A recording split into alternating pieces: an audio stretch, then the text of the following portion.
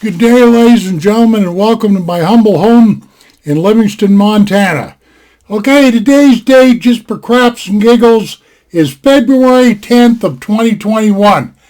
Now, earlier today, I was out in Livingston here driving around and doing a driving video, and I made mention of the fact that I wasn't much of a skier, which I'm not. I never have been. But one thing that I got really good at as a kid growing up, or especially in my later high school years, was tobogganing. You know, running not these fancy new toboggans that they use in the Olympics, but the old-fashioned ones with the oak and whatever, the hardwood, boards, and they had a curved front end, and they had ropes on the side and like that. These kind of the old school toboggans were really kind of hard to master. They were kind of hard to steer, but I learned how to steer them. What you basically do, I'll just get this out of my hair, because I practiced till I could get a load of people down a hillside safely without wrecking. But if you get up on your knees at the front of the toboggan, and you grab the front end that curls up like this, if you grab each side, you can actually steer it to the left or to the right, depending on which way you lean the toboggan. And that's really all you have to do. This old crap of sticking your feet out, dragging your feet, jerking on ropes and whatever have you, none of this stuff works. And on them older toboggans that were, say, like 10 foot long with a curved front end or whatever have you only need to have one guy steering, and the rest of the people on there were just on there for a ride. They were just on there to sightsee. Okay, I said all that to get into this story here. This is something that happened. It was my senior year in high school, and I'd been practicing with a toboggan for a couple of years, and I got really good. I know I'm repeating myself, but a lot of the underclassmen, little kids, used to like to come with me. Kids that were like 8, 10, 12 years old, and here I am, like 17, 18, big old strapping kid, and the reason why They like to ride on the toboggan with me is because I wouldn't wreck, So the way these toboggans were set up, you could put like somewhere between 6 to 8, maybe as high as 10 kids, depending on how big they were. And every time I'd get a load of, okay, I'm getting a little ahead of myself. Sorry. I was going to high school at a place called Polson, Montana, Polson. It's on the south end of Flathead Lake. Flathead Lake is one of the biggest lakes in northwestern Montana. Just look it up. It's a big body of water. You can't miss it. Okay, just right outside of town, as a matter of fact, to the east of town, to the east and south of town, there was this place called Turtle Lake. Well, there was this hill, all of us kids, everybody knew that area as Turtle Lake Hill. We all called it that, so we knew where to go when there was going to be a sledding party, a tobogganing party, or whatever have you. All of us high school kids, not all of us, but the ones that were into it, would meet out there, and we'd go jetting down that hill, and a lot of times this stuff would be at night. I'm talking 9, 10 o'clock at night.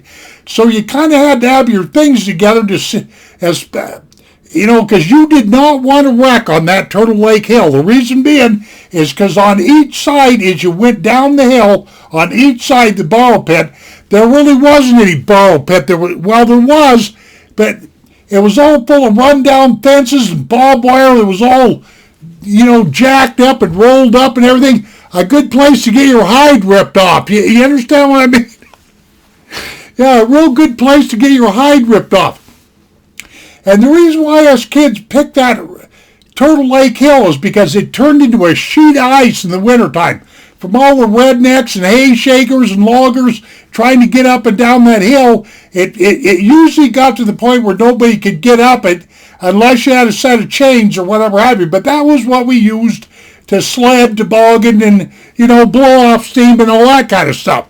So, this one in particular evening, I made lots of runs on that Turtle Lake Hill. Lots of runs with kids in back of me, sitting down, and I'd make sure I'd have them set crotch to crotch.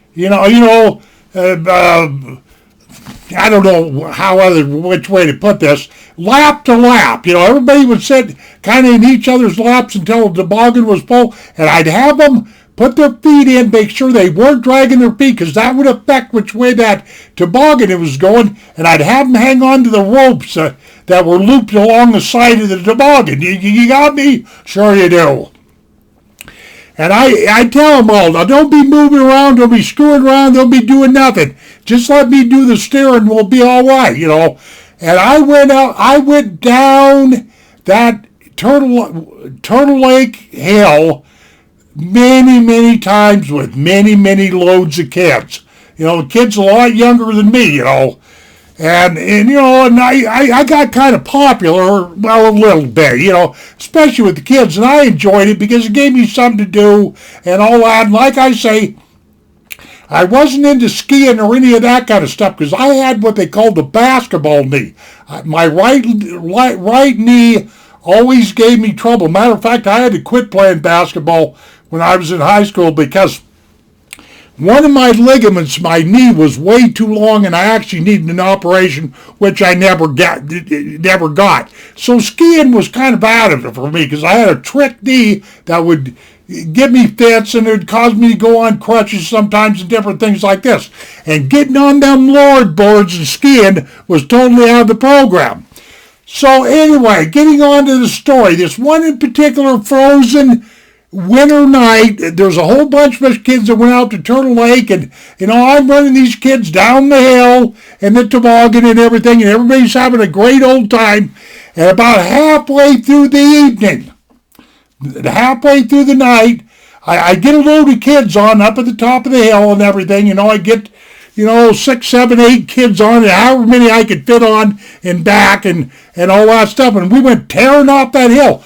And when I say tearing off that hill, I'm talking about we was really cooking along. By the time we got about halfway down or three quarters of the way down, I wouldn't be a bit surprised if we weren't doing 60 miles an hour. I mean, we were hauling ass.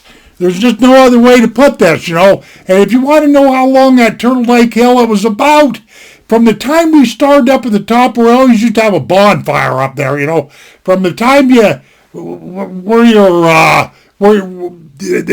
where you coasted to a stop, that whole area was probably about the length of a football field, but it was long enough to get to going pretty dang fast, 50 or 60 miles an hour, I'm figuring, And anyway, this one particular night, man, I'm hauling ass down this mountain, it was not really a mountain, but hauling down this frozen, ice-packed road, and we had a little moonlight that night, and I had a little bit of vision, but not a lot.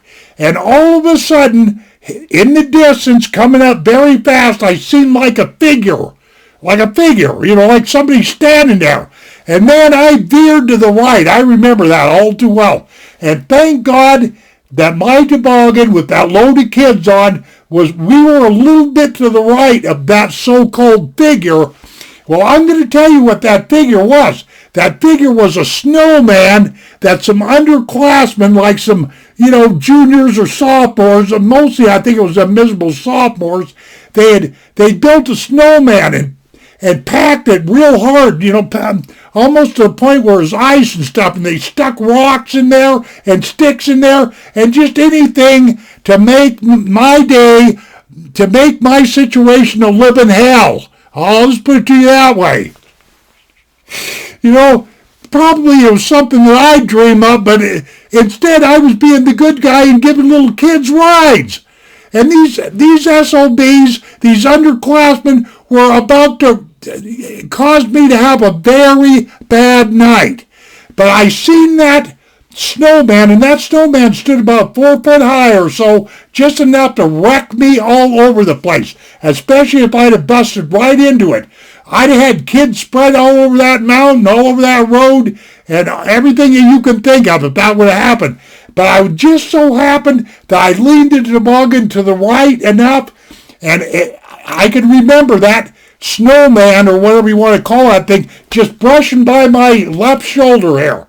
And the toboggan got a little sideways, a little squirrely on me, but I was able to keep control of it, and I was able to get those kids down that mountain safely. And man, was I pissed off. Pissed off and mad about it. You understand what I mean? Really pissed off. Because I know dang well I would have got myself busted up, and probably a few kids too. So I told the kids, I said, come on, let's go on back up the hill. So we grabbed onto the toboggan and tromped up the hill, because there was nobody up there going to pull us up, you know. Every time we made a toboggan run, we had to go back up the hill. Same with the kids that had the sleds, and some people went down on skis and different things like this. But we get up at the top of the hill, and I'm thinking to myself, now these little sons of bitches that done this, that built this booby trap, that was about what it was, right in the middle, you know, right in the middle of the Turtle Lake frozen road there. I said, they got to be around here somewhere. So I'm up there, you know, talking to the kids and everything, and I seen a group of my peers, you know, seniors, and there was a bunch of football jocks up there. You know what I'm talking about? Big beefy kids, you know. I didn't play.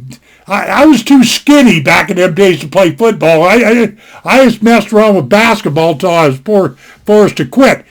But so what I do is I go up, and there was a bunch of these guys standing around there, and I'll admit it, there was a few of them, you know, chugging a few beers, you know. We used to think I was smart doing that kind of stuff, you know, when we're away from the parents and stuff like that. Well, anyway, I told these boys, I said, get over here, boys, I got a story to tell you. So I told them what the hell had happened. You know, these big old rough and tough football players, you know, and I told them the whole thing. And they says, I don't remember exactly word for word what they said, but they go, oh, we'll fix this for you, Jim. We'll fix this for you. And so I just continued to play around with the little kids until I knew it was safe to go. I didn't go off with these football jocks, but what they did, they snuck down the hill, because they knew damn well that these kids were out in the woods hiding somewhere or doing something. And basically what they told me is them football jocks caught up with every one of them underclassmen and handed them a can of whoop ass. Do you know what I mean by whoop ass?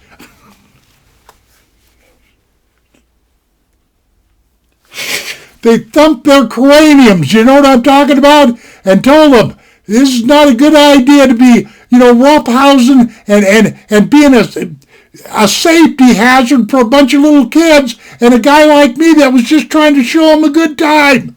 So they got their little asses kicked. I realize this is not a very funny joke, but if you'd have been there, it was hilarious, you know, because I didn't figure my bros, you know, my football buddies were going to be able to find these characters, but they found every one of them. Because once they found one, they started twisting arms and thumping them on the skull or whatever. But they got him down to squealing, you know. So all culprits got squealed on, and all culprits got handed a can of whoop ass. That's the end of my story, ladies and gentlemen. And when did this happen? It would have been the winter of, I'm just going to say the winter of 1969. Take care of yourselves. We shall see you down the trail. And adios, my friends. Holy crap, I almost got over 14 minutes. I got to get going. Goodbye.